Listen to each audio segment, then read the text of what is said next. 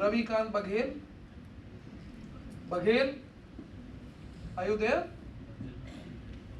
संतोष चौहान। मुझे मोनूमेंट का लेक्चर काफी अच्छा लगा था, मतलब वो काफी इंस्पिरेशनल, मतलब मुझे उनसे काफी कुछ सीखने को मिला। बहुत बढ़िया। स्तुति Chaurasia. So it was a great lecture to all the teachers. Sir, I have a question to all the astrologists.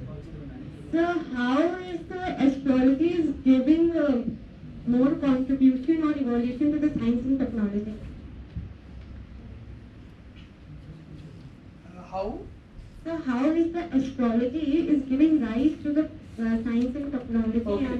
And See, we have, as a human being, we are not just machines or animals. We have a psyche. We have a certain mental status.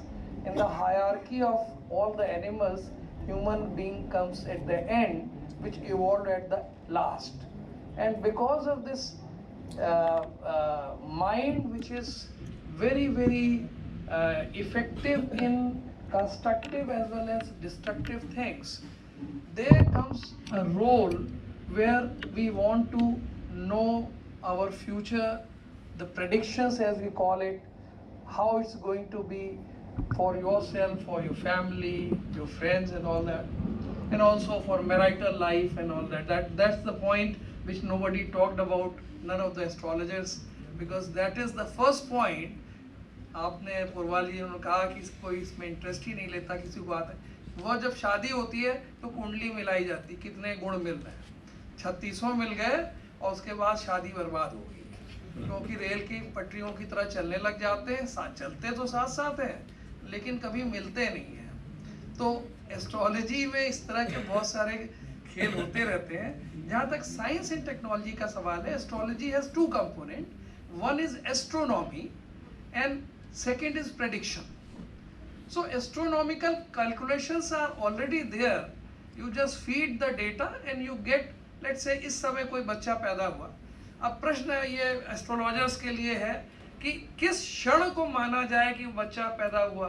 Umbilical cord जिस समय काटी गई, जिस समय उसने पहली चीख निकली, पहली बार सांस लिया, या वो बच्चा जो है वूम से बाहर निकला, तो ये 7-8 ऑप्शंस हैं, उसमें ही 1-2 मिनट का फर्क पड़ जाता है. इसमें भी एस्ट्रोलॉजर्स के बीच में बहुत बड़ी एक जो, जैसे आपने निमित्त की बात कही कि किस क्षण को, कई बार ट्विंस पैदा होते हैं और एक फिल्मों में हमारे मेहरोत्रा साहब बैठे हुए हैं, सबसे बड़े पूरी यूनिवर्सिटी के ज्ञानी व्यक्ति हैं, एक जो है वो अमिताभ बच्चन बन गया और दूसरा शशि कपूर बन गया और बाद में वो एक बढ़िया फिल्म बन गई. तो इस तरह की बातें होती हैं और ये रियल लाइफ में भी होता है. दो ट्विन ब्रदर्स जो हैं या ट्विन सिस्टर्स हैं, दोनों की लाइफ अलग अलग होती है.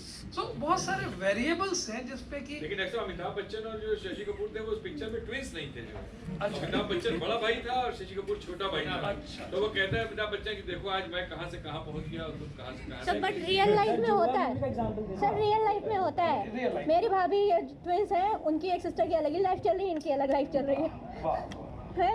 लाइफ अलग अलग हो सकती है. तो ये मैं कहना चाहता हूँ कि साइंस एस्ट्रोनॉमी तक, और एस्ट्रोनॉमी में बिल्कुल परफेक्शन है, उसमें कोई दिक्कत नहीं, मैथमेटिक्स है. इनफैक्ट यहाँ पे जो हम लोग के यहाँ यूनिवर्सिटी में एस्ट्रोनॉमी पढ़ाई जाती है वो मैथमेटिक्स डिपार्टमेंट में पढ़ाई जाती है, वो बिल्कुल गणित है. अब ये जो प्रेडिक्शन वाला है, ये प्रेडिक्शन वाला ये अलग अलग, मैं जितने भी यहाँ पे सब बड़े एक्सपीरियंस एस्ट्रोलॉजर्स हैं, सिर्फ मैं एक बात जानता हूँ कि पढ़ करके कोई एस्ट्रोलॉजर नहीं बन सकता. इसके लिए आपको प्रभु के द्वारा दी गई एक विशेष प्रकार की सोचने की शक्ति, प्रेडिक्शन करने का आयाम, ये बहुत ज़रूरी है. आपको एक थर्ड आई से देखने पड़ता है. मुझे याद है, हमें सुरेंद्र साहब ने किस्सा सुनाया कि किसी बात को लेके 2 एस्ट्रोलॉजर्स में बहुत झंझट हो गया कि ऐसा नहीं, 3 दिन बाद ये होगा तुम्हारे साथ, दूसरे ने कहा ना इस गणना के अनुसार ये होगा. थोड़ी देर में गवार एस्ट्रोलॉजर उधर गुजरा, उसने कहा ना ये होगा ना ये होगा, होगा ये, और जो उसने कहा वही हुआ. उसने कोई गणना नहीं की. तो इसके लिए एक विशेष प्रकार के आपको, मेरा अपना सोच है सर गुरु कि स्ट्रांग होना चाहिए। ना आप पूजा से उसे कर सकते हैं, ना कोई साध नहीं सकते। ये अगर प्रभु ने आपको दिया हुआ है कि आप प्रेडिक्शन ऐसा करेंगे जो परफेक्ट होगा या नियर टू परफेक्ट होगा, तो वो हो जाता है। और वो साइंस नहीं, वो पैरा साइंस है। Okay okay, thank you. अन्य कोई प्रश्न? पीछे हमारे दिनकर जी बैठे हैं, इस पूरे वैलिडिटी में आपका क्या अनुभव रहा, आप प्लीज बताएं।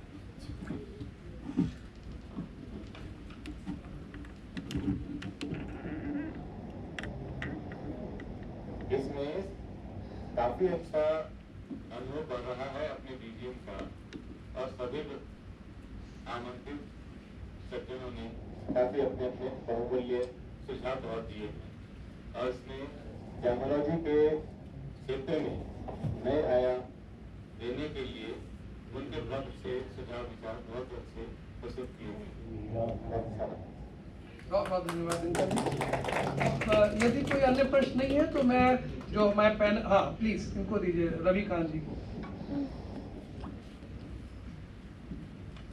So my question is, maximum कितने टाइम तक का हम लोग एस्ट्रोलॉजी के थ्रू प्रेडिक्शन कर सकते हो, कितने वो एग्जैक्टली करते हैं? नॉस्ट्राडामस का नाम सुना आपने? मिशेल डी नॉस्ट्रडामस, उसने कई 100 साल पहले प्रेडिक्शन की और किताब में लिख दिए उसमें भविष्यवाणियां, प्रोफेसीज, और वो जहाँ तक मुझे याद है 99% तक उसके प्रेडिक्शन सही निकले। कई 100 साल पहले से किए जा सकते हैं अगर आप में ऐसी क्षमता है।